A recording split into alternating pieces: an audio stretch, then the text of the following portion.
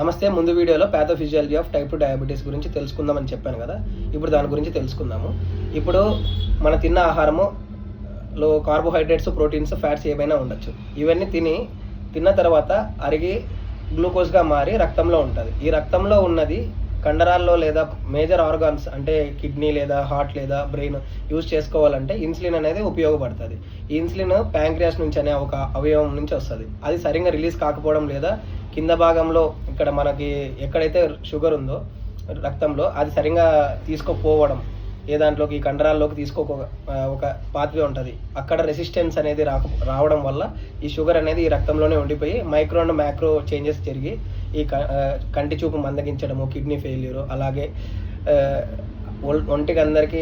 ఒంటికంతా రక్త సరఫరా సరిగ్గా రాకపోవడం ఇవన్నీ జరుగుతుంటాయి.